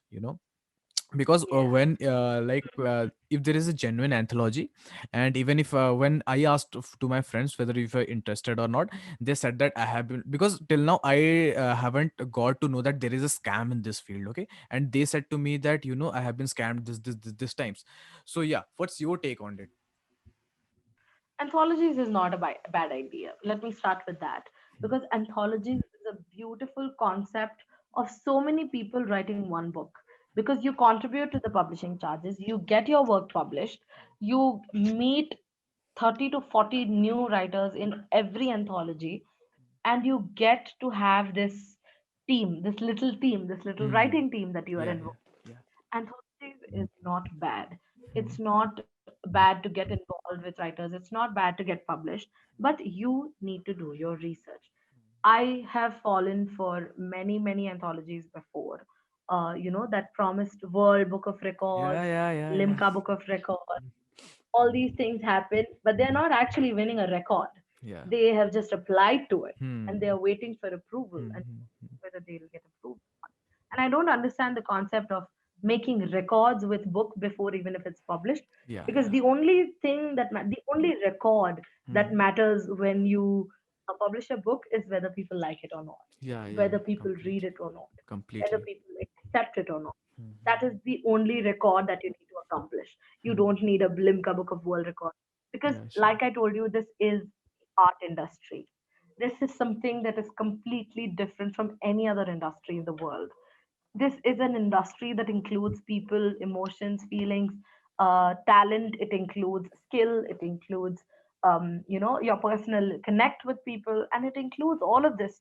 And it's not something that will just happen overnight. So, especially about anthologies, pick your publisher. Just know about your publisher. First thing, go to Google, type out their name, Hmm. see if they have a website. Yeah. Every publishing house needs to have a website, right? I mean, would you want to get involved with a company or a publishing house that's not even out there, that doesn't even have a website, Yeah. or doesn't even have a platform that they, showcase? Because the basic thing nowadays is a website. Yeah. Even people who don't have an office have a website, right? Yeah. People Yeah. don't need Sure. to have offices nowadays. Nobody Hmm. believes in having a big office, because Hmm. everybody now, especially because of COVID, everybody's working from home. So many new startups have started from home. What you need is a website. Look for them on Google, understand what they are, how many books they've published, what is the quality of their printing. Look at their covers, look at their fonts, look at the design. All that matters. I'm a graphic designer and I know how much of an importance it creates. I know, have you ever seen HarperCollins, Penguin, and all these Yeah. Yeah. companies Yeah. publish books Hmm. that have a bad design cover? Hmm. Have you ever done this? Have you ever looked at them? Oh my God, what is Yeah, yeah, yeah, because yeah. that's not what Yeah, it yeah. is. They need to Mhm. have professionalism, and this is Mhm. what happens when you're doing anthology. Go for it, not because you're going to get money out of it, or you're putting money, or you want to be a published writer. Yeah. An anthology makes you a published writer, not an author. Yeah, yeah, This is yeah. something that it may Mhm. make you published, but people will still not know you. People will still not read your work. The only people who will read your work is the writers itself in the book. And Yeah, this yeah. is what happens. It is Mhm. truly what happens. You need to understand that the sole responsibility of that book is on your shoulders. It's on you. It's on all writers who are a part of that anthology. It's a beautiful thing. When you participate in an anthology, try to make use of it by connecting with those authors. Talk to them, build a team, go to them, speak to them, learn from them. This is what should be your agenda rather than having to be published or getting a World Book of Records or Yeah, something yeah, like yeah. that. Looking at an anthology, some charge high, some charge low. It's based on their publishing fee, and it's based on the printing. But all I would say, just look for it to be genuine, Hmm. and understand that you're not going to be a published writer overnight. Because I published in around so many anthologies, not one of them have come and told me, I've read your story from that anthology. Right? It Yeah, doesn't yeah, yeah. happen Hmm. until and unless that anthology is actually carrying weight. The Hmm. editor of the anthology needs to be good. Communication skills is what matters. I've Yeah. seen writers and compilers and publishing houses who don't even know how to Yeah, yeah. communicate. Hmm. Hmm, They'll hmm. message you like as though some geek from some Yeah. I don't know the words to use, but that's what I'm saying. I mean, they'll just randomly message you in such an unprofessional way that Yeah. you shouldn't even get involved Yeah. with them. Yeah, yeah, yeah. Yeah, they will just publish. They will say, I'm a publisher, I'm the managing something something. They'll give you a title in your head. They'll make you believe that you are in a good position. They'll text you and they will Hmm. say that this is happening and we want to be a part of it. But if you see unprofessionalism, if they don't text you right, if they don't use good language, if they don't have communicating skills, why are you involving with those kind of Yeah, yeah, people? yeah. Those people are not even going to help you be somebody tomorrow. If those same people don't know how to communicate with you, how are they going to communicate with the world for your book? Yeah, yeah, yeah. I completely agree with you. You know, you said beautifully. One thing I would just like to say, you said that author or a writer. Okay, so there is a journey. You are from a common person. You have to become a writer first. You know, and then you will become a published writer, and from that also jumping on to become a author. That's a different. Because as she said, you are going to publish, you are going to get a book of records, some book of xyz book of records. It's doesn't matter at the end of the day. You can just be happy. You can pat self pat on your back, oh, I have done this, but it's not going to help you in any way. Because You're Kashish, famous only in yeah, your yeah. own mind. Yeah, yeah, it's just like And don't try to be, self pampering. It's I don't just think, yeah. yeah, I Hmm. don't think you should try to be famous. Don't look at the idea of being famous. I mean, Yeah, it's just an idea that you will like until you really have it. yeah, yeah, And because I've not seen any writer get famous overnight. yeah, The yeah, yeah. people who struggle to say like Chetan Bhagat, Ravinder Singh, or J.K. Rowling, Hmm. or Stephen King, and all these kind of people struggle to reach there Yeah, yeah. because not because they wanted to be famous, but Hmm. because they wanted to make a change. They wanted to get their story heard. They Hmm. wanted to actually write something that would change the world. So when you Hmm. are looking to publish, when you decide to publish, sit back, get 10 opinions from 10 readers, ask them for a genuine opinion. Don't ask your family and friends. Yeah. They may show favoritism because it's natural. If a Yeah. family member would ask me, I would be genuine a little bit, but then I would also try to not make them feel hurt, Hmm. right? Hmm. Hmm. Ask friends, ask Hmm. strangers, find somebody on Instagram, find somebody on social media, send the book to them first, get an opinion, get Hmm. opinions whether they like it or not. Hmm. Hmm. Then maybe you can really understand whether you're ready for it or not. Because Hmm. you may look good in your own eyes, but what we don't see is how a reader will see us, right? Hmm. Even today, I read my book 10,000 times, but my sister pointed out the mistakes that even I couldn't see. Hmm. So, Yeah. this Yeah. is what happens, right? Even if I've written my own book, Hmm. even if I've written my own poems, there are some things that we leave out. There are some things that we don't Hmm. fail to understand because we've written them down. Yeah. You need Yeah. to Yeah. understand it from Hmm. this perspective. So, when you're doing this, get 10 opinions and 10 unfavored opinions. Yeah, Do that's this. important. Yeah. You need to get opinions on your book, you know, because we, as a writer, we have a take to it. We have a way to look into the characters, because we are just looking, okay, oh I have visualized this, it's coming to the place. But whether it is Yeah, and it's appeasing to others eyes, that's what important, because you are not that is writing what. for yourself at the end of the day. If you are publishing, if you're writing for yourself, you just keep it. If you're publishing, that means you're writing, you are telling a story, at the whether it is poem or prose or anything, like, for that matter. Okay. So Kashish, in the starting you said that through your social media you spread awareness, awareness, I would say, information, or your opinions, for that matter, about feminism and all. So what's your take on feminism, I would ask you. It's majorly misunderstood. Yeah, sure, The sure, first sure. thing that comes out of my mouth is that Hmm. people think feminism is giving women jobs, giving Yeah, women the yeah, first that's seat in. that's a very dark part, I would say, because Yes, even who are fighting for feminism, who are holding placards saying, yeah, feminism, feminism, feminism, they are misunderstanding this term, and yes, in I say that yeah, yeah, girls yeah, misunderstand. yeah. I say many females themselves misunderstand. I'm not saying the men, Hmm. but we females as well, sometimes we misunderstand Hmm. feminism. Hmm. Hmm. Yeah, yeah. Feminism is not Feminism is not the entire term. Feminism is not that females should be given superiority. Hmm. Hmm. It's that we equality. The problem is, I'm going to just put it out in simple words.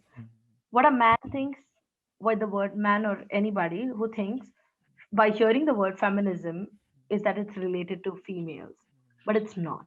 Yeah, yeah. Feminism is really about men. It's about how men behave with women. It's about how they've been treated so far. I'm not talking about the big things. For example, exploitation, domestic violence. There is rape. There is all these big chunks of Hmm. feminism Hmm. that is Hmm. out there. These Hmm. are the bigger chunks of it. People have understood it already to an extent, even though they are happening miserably in our country or Yeah, yeah. even all over the world. People are voicing out about it. But what I believe true feminism, modern day feminism, Hmm. today's feminism is that the little things that you speak, the little things that you say to somebody. For example, I'll give you a scenario at home. Everybody's, there's a family gathering Yeah. and everybody, chilling and everybody's, having fun. Who do you think you'll see in the kitchen?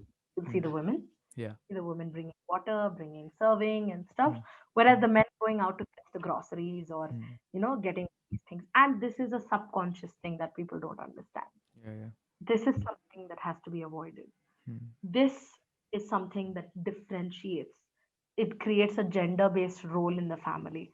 Among the cousins as well, cousins, sisters, family, brothers, even there is something. Especially when you go out, or to your relative's house or something, or relatives come at your place, there is a set of things that the boys are instantly asked to do. For Yeah. example, could you bring, and then the boy is sent out. Hmm.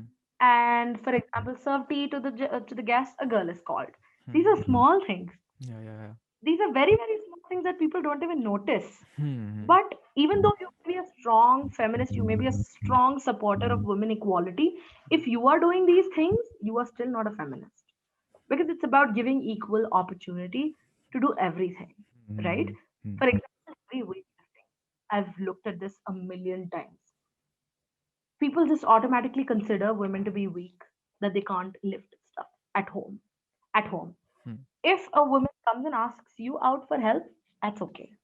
For example, if your mom is asking you to do something for her and she's not able to do, that's fine. Hmm. Hmm. But if you have a brother and a sister and you're asking the guy, Hmm. the male in the family, to do all the heavy lifting, Hmm. Yeah. what is it? I mean, Hmm. don't you want the girl also to do it by herself tomorrow? Yeah, yeah, yeah. Like, for example, filling up a can or filling up, carrying stuff like a gas cylinder inside. These are things that even a girl can learn. They're not Hmm. that weak. If you train them to be from initial Yeah, yeah. points of stage, then they won't. Hmm. Small things, but they matter a lot that we leave out. For example, cooking, cleaning, all these things have to be taught to the boys even initially. Yeah, You yeah. can't say that you're not this. Hmm. Hmm. And people act as a favor. For example, if a man cooks for a day, he's gonna come and say, "Oh my God, I did a lot of cooking today. I did the cooking today. I helped my wife." or something. That's not it. Yeah. Because she does it every day, 3 times a day, and you're doing it one day, and you're Mm. acting as you did a favor to her. That's wrong. Mhm. Mhm. Do your own stuff. I would say to the men out there, if you really want women to be equal, then treat them as no different than you. Because you are going to look at them in a way that they are weaker than you, that they are physically weaker than you, that they are mentally like lower than you or emotionally lower than you. Mhm. Just because women have been gifted to be emotional doesn't mean they're weak. In fact, that Yeah, makes yeah. them stronger. So Mhm. this is small things that we ignore. These are the small things. Picking up a glass of water, doing their own dishes. This should be a general thing for everyone in the house, Mhm. not just the males or the females. It should be a general thing. It should be divided, I would say. If one is Mhm. doing the rotis or something, then the other can help in cooking the Yeah. vegetables, Mhm. washing the dishes, or Mhm. doing the cutting. This is something that people don't do because they think it's a woman related job. And I would also like to point this out. A lot of women work today, right? A lot of women are working women. They do jobs, they juggle between house and work. Have you ever seen a man who stayed at home, taken care of the kids, and the woman has supported the family? Now, these are the things that we don't see every day because we still have this mentality that the man is the head of the house. Yeah, yeah, yeah. Whenever, whenever in school I learned that a father is the head of the family, Hmm. I used to be like, and my mother is the head of the family. Yeah, yeah. That Hmm. itself, head of the family, Hmm. gives you power, gives you superiority. Mhm. Why does somebody have to be the head of the family? Yeah. The elder ones are heads. That's it. Hmm. They teach you moral values. That's it. It doesn't have to be the father is the head of the family or the male only has to. It could be equal. I'm not saying give women special treatment Hmm. because Hmm. Yeah, yeah, yeah. we don't Yeah, yeah. special treatment. We don't need to be, oh my God, it's okay, I'll come with you, we can take care. No. Hmm. Make her feel that she's independent. Make her feel that she can defend herself rather than having to take. This is a very common thing that I've seen, not in my house especially, because we are two girls in my house and I've never been treated different. I've never been treated differently. Touch wood, my family has always given me the strength to, stand up to everything and just stop, bowing down to everything. But I've seen this outside that if there's an elder girl in the family and Hmm. there's a younger boy, they'll ask the younger boy to take care of the elder girl. Yeah, Isn't yeah, that yeah. fun? छोटे भाई को Yeah, yeah, बोलेंगे yeah. तू अपने I Hmm. mean, what? Why? Just because he's a boy. Yeah, This has yeah. happened. If they go Hmm. out, Hmm. if especially if a girl goes out, I understand safety. I understand there are a lot of things outside happening that Hmm. people want to protect girls from. But protecting the girls doesn't mean making them dependent on a boy. Protecting them means give them the strength to do them themselves. Give them the strength to do it themselves because someday they will have to walk alone. And how will they do it if you keep sending somebody behind them? Yeah, yeah, yeah, How yeah. will a girl walk alone if you keep sending somebody to protect her all the time? Instead, give her, all the equipment that she needs to be strong. Hmm. We know that sometimes, that if you're not, if the girl is a little scared or something, then give her the right tools. Uh, Pepper spray is something that you can carry around, right? So these are the things that you should, in fact, give them and make them stronger. Cell phones are there today. What is not there today in the world, Yeah, yeah, yeah. right? Hmm. You have to make them feel like they need protection all the time. Hmm. Hmm. Hmm. Hmm. Yeah, yeah.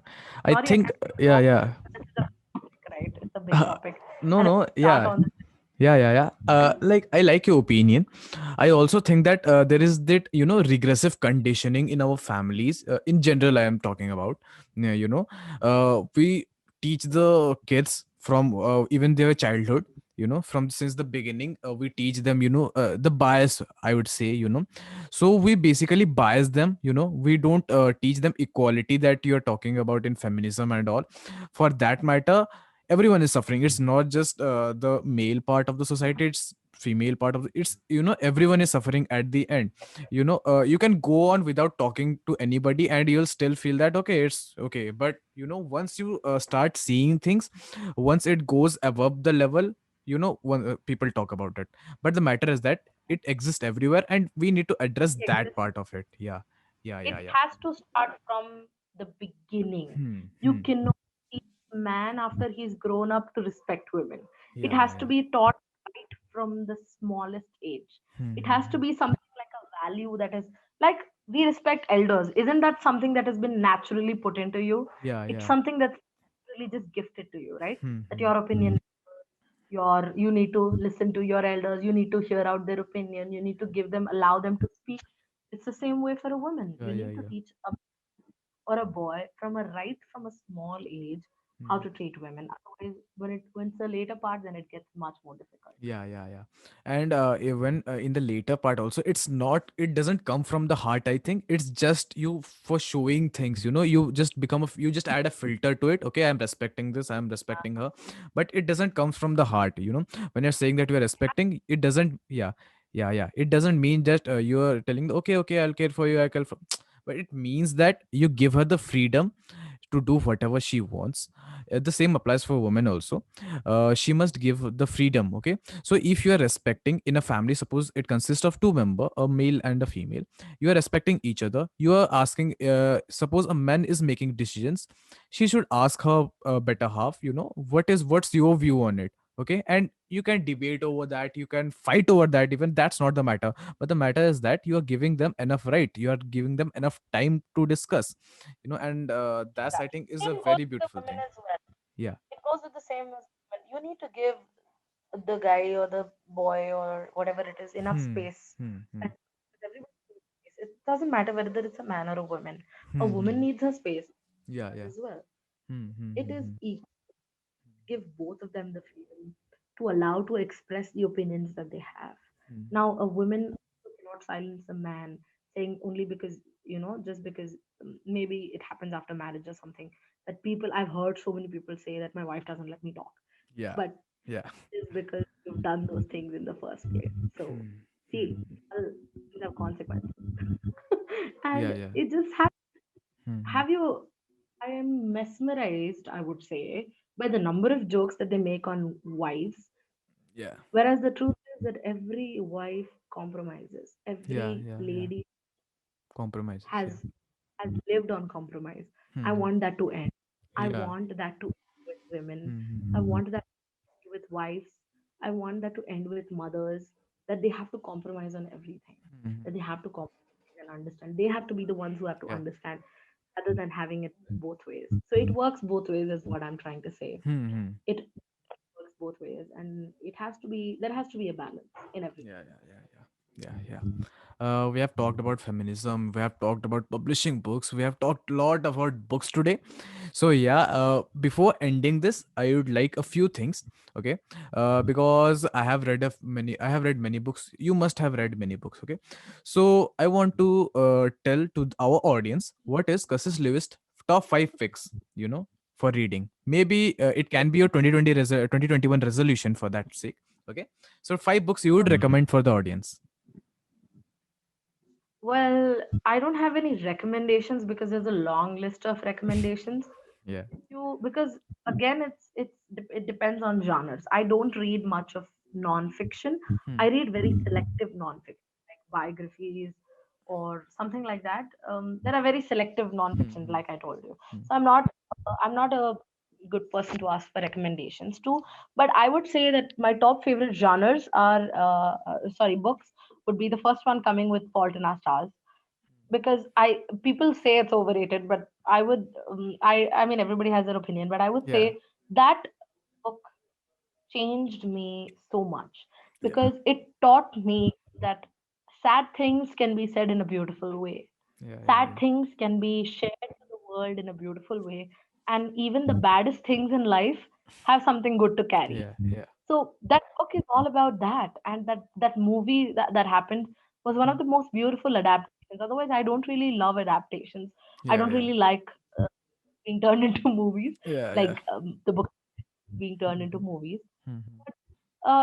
One was that one movie was so beautiful because they actually managed to touch everybody. Also, but again, the book is still better. The Yeah. book Yeah. is still Obviously. Yeah. much better than the Hmm. original Hmm. Hmm. and the original movie. And Hmm. that is one of the books that I would recommend Hmm. you Hmm. to Hmm. read. Instead of seeing it as a romantic book, look Yeah. at it. in a different way because it's not a romantic book. It's not Hmm. on romance. It's Yeah. a lot of, if you look Hmm. into the detail and read it explicitly with a mindset of actually getting something out of it, it's a beautiful book. Then one of the other recommendations that I would have would be Naked by Papa CJ. Hmm. Papa CJ is a stand-up comedian. He's been through a lot. He's been through hell, I would say, and he still manages to make everybody laugh with his jokes and his carefree style. And he's written that book with great vulnerability. Like it's the honest truth that he's written because it's so vulnerable. He's written the darkest, deepest sides that a reader also would judge him for. So he's not hidden anything, at least in that book. Hmm. Most of his life is penned out very well. I met him in JLF, that's the Jaipur Literature Festival, and I bought this book there. And ever since I've read it, it has a beautiful impact on what I do and the way I look at things. It's a funny book, it's a sad book, it's a happy book, it's everything. And that book is amazing. You should definitely read that book. It's called Naked by Papa CJ. And there are other two books that I really love. Is Cecilia Ahern is one of my favorite writers. She has written a book called Flawed, and there is a sequel to it which is perfect. These two books are completely different from usual books that you read. They have a completely different. It's a fantasy, come romance, come action, come thriller kind of a stuff. It's everything, that book. It actually takes you through a journey of a girl, of a fiction girl who goes through a lot, but she comes out of it. She voices her opinions. She's a strong headed woman character in the book. And it teaches you a lot about accepting yourself and loving yourself. So these two books, Flawed and Perfect by Cecilia Ahern, are also one of my favorites. So I would say these are some sort of my recommendations. But if you are looking at non-fiction, not many recommendations. I would say Michelle Obama is a good one. She has really wrote out her opinions and her life and her views in a very beautiful way. She's one book. She's one lady who has inspired a lot, inspired me a lot. Then I Am Malala is an amazing book. That also, there are biographies that you can read. I have not read many biographies, but these are a few. Naked by Papa CJ. Yeah, sorry. Naked was also a non-fiction book. It's not Hmm. fiction. It's not. It's an autobiography. So yeah, these are the books that carry a lot of weight with me. I think it would relate to any of the readers. And Rupi Kaur's book, Milk and Honey, and it's one of the most amazing books. She also is a very vulnerable writer. She's written her heart out in that book. It carries a lot of weight to the people who read. Be prepared to feel offended by it. Be prepared to feel happy about it. Be prepared to be emotional. That book is a must have on your bookshelf. Rupi Kaur. Tejaswini Divya Nayak's book Smokes and Whiskey is yet another amazing read. Hmm. She's also one of my friends now, and I got to meet her from Instagram. She even wrote the foreword for my book, and she is an amazing person. I never expected she would be so kind. She is so considerate. She is so humble, and it reflects in her work. Her book, Smokes and Whiskey, is an amazing read. It's a must have. It again speaks about feminism, it speaks about love, it speaks about heartbreak, about relationships, how you handle, how you overcome them. It's an amazing book. So I would say these are a few of my lists. My Yeah. top five are these, and Hmm. five or six are. I don't really like reading fantasy too much, science fiction not much. I'm more of a person who likes to relate to the books that I read. So if I'm reading a book, I actually put myself into that character and believe and imagine the entire book in that way. So I don't read much of science fiction because it's hard for me to imagine myself in that area. Yeah. Yeah. Yeah. But other I am not a good person to recommend anything in that genre. But these are like few of my must-haves. Hmm.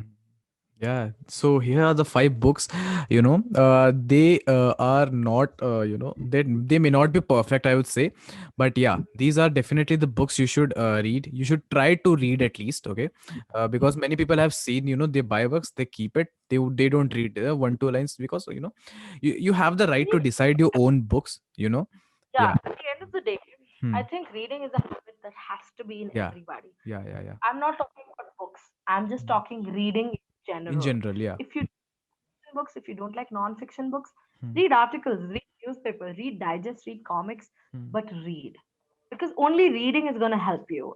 Um, even books and articles and knowledge is out there. It's everywhere. It's just you who has to choose. Yeah, yeah. I understand if you say that you're not much of a reader, okay, because Mm. not every you can't force it's a hobby on anybody. Like Yeah, for yeah. example, I don't paint, but Mm. I, I don't know to paint in the sense, I mean, and nobody can force me to paint, saying Mm. that, it's good, it's good. But reading is something that is not just a hobby, it should be a habit. Because if you read websites, if you read knowledge on internet, if you read articles, if you read the newspaper, you're still gathering knowledge. Mm. So reading should be something that should be inculcated with you right from the beginning of anything, because it will help you in your career, it will help you in whatever genre you choose, whatever stream you go to. Reading is something that you will have to do Yeah, yeah. everywhere. Mm. And you Mm. have to choose what kind of reading do you like to do. You Mm. just have to choose your genre, your liking, but Mm. read. Yeah, yeah. You have beautifully summed up everything, I would say. So, before we end this session, I would like you, if you could, read any of your work. Our audience would know, like, how vulnerable, and if they could connect or not. And if you like her work, I would recommend you personally go check out her book. Let her know whether it is good and how how she should improve. It's all on you. But giving it a try, that's a must, I would say. Okay. So yeah, Kashish, over to you. The last segment. You can go on it. Um, well, since I actually shared a very personal memory Hmm. of my school and the Hmm. teacher that I shared about, Yeah. I would like to maybe read one of those poems itself. Sure. Sure. It's on Mother. Hmm. Um, it's called Her Embrace, Hmm. and I wrote it a long, long time ago. But like I told you, after that incident happened, I lost all the courage to even share it with anybody. In fact, I didn't even share it with my own mother. So, but yeah, maybe if I have the chance today to read, I would love to read that. Yeah. The sky turned pink, and the sun seemed warmer each time I lay on her lap and she stroked my head. The moon shined brighter, and the stars sang a lullaby every time that she hugged me and kissed me goodnight. The flowers bloomed and danced in my garden each time she called me sweet endearments. The rains turned into pretty rainbows every time she smiled, and in her embrace, I found peace that I would find nowhere else. So it's a short poem. It's actually a longer one, much, much longer one, Hmm. but I short for the book. And this is the title is Her Embrace. Yeah. This Yeah. is for Yeah. my mother. There's one more very special one to me that I would like to read. Sure. I've read this once on my live session before, but I would like to do the same reading again because this poem that I read is a majorly misunderstood one and it's a little complicated. So I would like to read that here today. It's called Red Glasses of Wine. Listening to the clock tick, one, then two, then three, I lay there numb, watching as time sucked and swallowed the life in me, bit by beat, beat by beat. I started to wonder if I was losing it all indeed. A strong wave of fear creeps down my spine. I scream inside my head, calling out for someone mine. I hear no replies. I feel no fingers entwined. I smell no flowered fragrances linger where I lay and whine. Where are all the humans? Where is the soul who called me mine? Should I call them demons instead, who only loved me with red glasses of wine? Suddenly, I feel something pull me into a silent nothingness, like a cold piece of hard metal pierced through my naked flesh. Something strong collapses within me. I have nowhere to hide. What am I, or what was of me? Is there something left to find? I'm fading into the air. I'm disappearing into the sand. I'm dissolving into the waters. I'm begging for a helping hand. Everything I've said and done flashes all right in front of me. I can feel the smell of the day. It's hard to believe that this might be just a memory. Am I supposed to go back and dive in time? Or am I supposed to fly out of here and drown in my red glasses of wine? What is this place and where am I? Why does this moment feel like it's frozen in time? Should I consider this my final call? Or is this just a dream looking for kisses of love? Ah, if this is a dream, don't wake me up. Don't pull me back into the world. I've grown accustomed to the silence and the void. Don't cut the wings off this happy little bird. I don't want to see a place where humans don't live, where humans don't love, humans don't give, where human lips don't curve. Take all my red glasses of wine and shatter them all over the marble. It's time. Let the blood wash away my sins. I ain't coming back again to my red glasses of wine. So, well, a little bit of this poem was a little confusing to many of my readers because it's basically a metaphorical thing. Yeah, In yeah, this yeah. poem, it's a poem that I wrote when I was going through a tough time in high school, and I just wanted to give up everything. I had suicidal thoughts. I wanted to just run away from everything and go into a place where nobody knew me. But this was something that I wrote back then because I realized that sometimes people just appreciate you when you have power, when you have superiority, when you have money, when you have, network and all these kind of things. Yeah, yeah, yeah. So red glasses of wine in this poem means all the materialistic things in your life. People only love you with that. It's a harsh reality. Outside people only love you or only look at you in this way, most of them. I'm not saying everyone is a bad person, Hmm. but everybody's mentality to you depends on the money you have, on the land you have, the property you have, what kind of stuff you own, and how much of power you have. And I just thought, what if somebody could love me even if I didn't have anything in the future? Even if I was just nobody in the world, would anybody still love me? Would my own parents love me? Would my own siblings, my cousins, my relatives even look at me if I didn't have any power, anything in anything at all? And it's the truth sometimes. So I just found this poem very um, very connecting to me when I started penning it out, that it just flew out of my body into the paper. And this is something that takes on that the girl in here in this poem just is looking at time and she's wondering why it's not just going away, and why are people just loving her with red glasses of wine. So then later on she understands that everything is just fake, and everybody is basically just looking at you for some kind of reason or some kind of profit. So she just decides that she doesn't want to go back to a place like that, and she wants to live in a world that she accepts herself and she validates herself. So yeah, this is a long poetry, but nowadays in the world, long poetry is lost. Don't you believe that, Rahul? Because Yeah, I've yeah, yeah. seen people attracted to short poetry and short stuff. Yes, there is a lot of talent that goes into just writing, a lot of skill, a lot of effort that goes into writing all emotions into just two lines. But the long poetry is that you get to express your all your emotions and let them flow.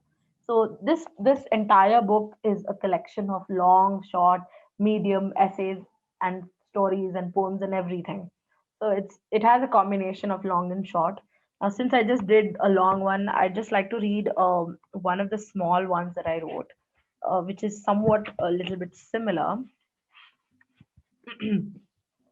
This is under the category Notes to Self. Yeah. The universe is gentle. It sends you signs at every point of life to guide you further. Listen to it closely. It will tell you what to do. It will tell you if it is meant to be. It will tell you if you must take a break. It will tell you if you need a change. It will tell you if love is coming for you. And it will tell you where to find peace. Only if you listen to it closely. So, this is just a short one that I wrote because I believe that nature has a way of communicating with you. Nature tells you things. COVID is a big, big, big, big, big sign to the entire humankind that everybody has to slow down. Everybody needs to give their family time.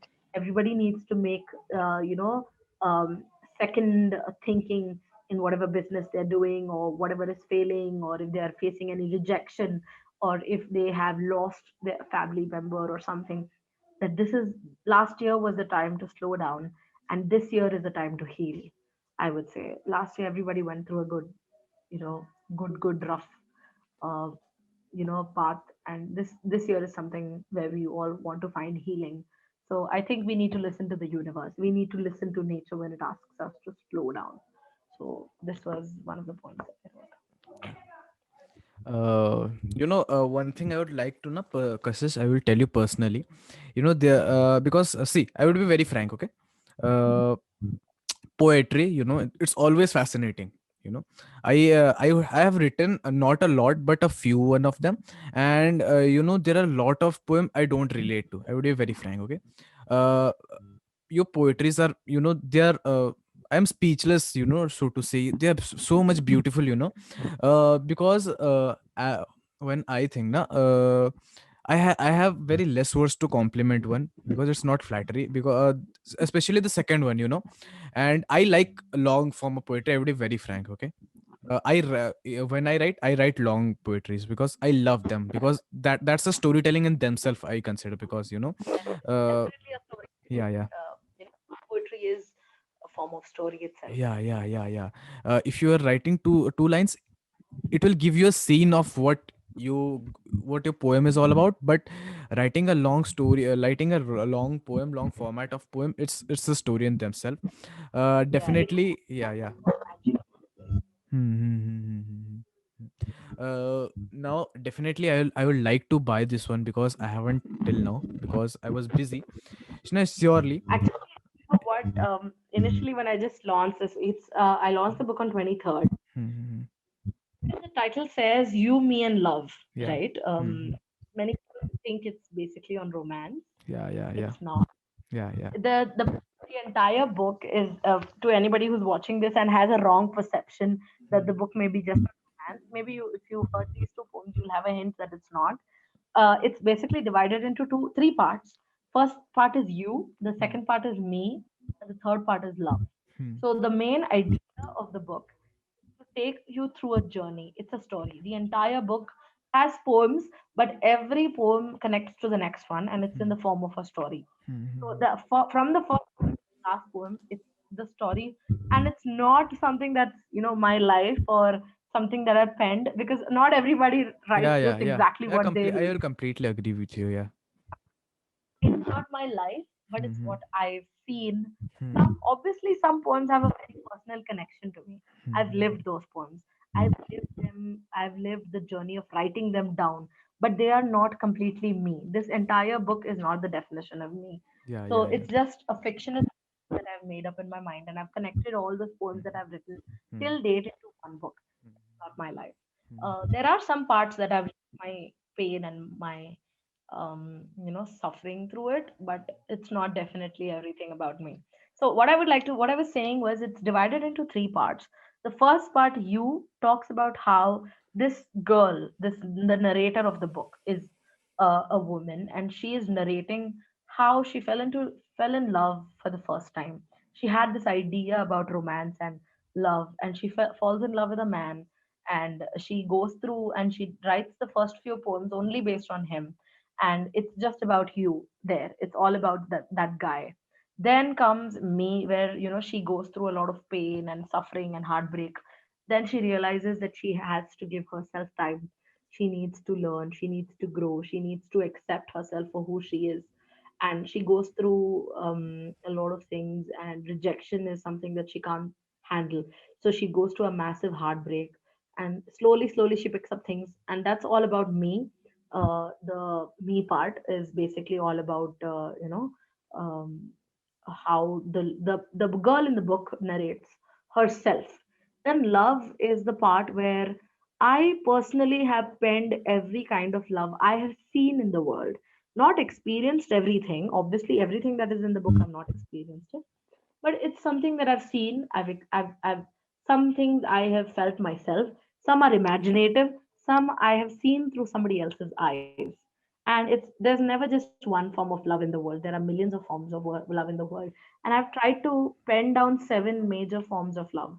And it includes gratitude, it includes love to your work, love to your family, love to your friends, love to your work life, love to nature, and love to your soulmate, and everything is there. It's not a book that's just for teenagers. There is a Yeah. little bit of mature content. There is a few, two, three erotica poems as well. So it's not for children between. I don't think it's for children from the younger age, about 10 to 13, 14. But 16 plus, I guess this book is okay enough, and Hmm. does have a little bit of mature content. So that's why I told you this book is vulnerable, and it's not Hmm. something that everybody would accept, and it has areas that society doesn't accept. So Hmm. when you you'll know a little in Yeah, yeah, detail yeah. about. I'll definitely like to read all of them and understand your view of it. As a 18-year-old kid, the views you have, the perceptions you have, the evolution you have gone through your whole life. It's just amazing, you know. I think India needs, as a country, we need such people. The youth should be motivated, you know. It can be writing, it can be music, it can be any artistic or professional for that matter. But yeah, we should, you know, the thought process should be there, you know, and that's what is important, you know. As today we what we talked, it's a writer's perspective basically. It's a more writer centered, I would say. But this conversation also had pieces, or I would say bits, you know, which would affect your life. And whether you're a writer or not, these are going to help you, you know, getting anything out there where you want, or that or not, you know. You can be in business, you can be at anything, you know. It is a general perception of life, and I think it's just beautiful having a conversation, you know, with you. If our audience wants to do another conversation with you, you know, it's just so beautiful. We have a lot of things to share, you know. It's just today's conversation is basically about writing and all, you know. There are a lot about life, I think you must be having to share. There are a lot of things, okay. So if you want to connect with her personally, I would link the, you know, her Instagram and all her social media handles, even the book link also. You can go, you can try the book out, you know. Let her know in the comments or anywhere, okay. You can DM her for that matter. It's a beautiful conversation we are conversating with you, Kashish, you know. It's just Thank you so much, yeah, yeah, yeah, I think it's, Rahul. You yeah, give pleasure. opportunity to bring these kind of things that I've never shared before outside. Mm-hmm. I've had many live sessions on my own profile. I've Yeah. had sessions with authors and writers, Mm-hmm. speak health, but I've never really found the courage or something to share. Or there is this what do you call it? The right word for it would be comfortability, I Yeah, guess, yeah. to Mm-hmm. reach a stage where you are Mm-hmm. able to share something that some of the dark parts that I've been through. Mm-hmm. So I've never really shared it out Mm-hmm. anywhere, and I was pretty Yeah, nervous to yeah, share it right here. Even yeah, now, yeah, I'm a yeah. little nervous how Mm-hmm. people would take it. But I guess I would really like to thank you for setting up this with me and inviting me to your podcast. I mean, I'm more than humbled to be a part of it and to answer your lovely questions and to have conversation with you. Your thoughts, your opinions Yeah, yeah, have really, helped me even speak about mine. So yeah. I would really thank you for doing this, Yeah, especially it's for it's me. my pleasure, and that's what I think the importance of a podcast is in our country. You know, because I see there are not a lot of podcasts, and the podcasts that are out there are basically, you know, taking out successful people, talking with them, which I think is important, no doubt. But it is also important, you know. The motto of my podcast, or you know, the whole unsalted talk part, is to know about common people, is to know how a common person thinks, you know, and that's And I really like yeah, about yeah, it. yeah, It's yeah, yeah. very nice to give opportunity to everyone to talk about. Yeah, Like yeah, I yeah. just went to your the reason why you were doing this podcast Mhm. and your and I really like the way that you are giving everybody a platform to Yeah, come yeah. up there, share their opinions, thoughts, Mhm. journey, and that this platform will help them open up a little bit, Yeah, little by little, yeah, in their yeah, own journey, yeah, finding themselves. yeah, yeah, So this is something that's very very important, and hats off to you for doing it. Yeah, yeah. It's important for everyone, Mhm. because not everybody who has been through hell is famous enough to share their story. Yeah, yeah, yeah. Everybody, no pain is big, no pain is small, no Mhm. problem Yeah, yeah. is miserable, or no problem is smaller than Mhm. everybody else. Yeah, yeah, yeah, yeah. Everybody has their own share of pain in the world. I really believe in that. If Yeah. I have gone through this, I've been blessed with some things that maybe others don't have. And Mhm. may have been blessed with something that I don't have. So these are things that I think everybody has their own share of happiness, their own share of pain in the world, Mhm. and has to go through with it.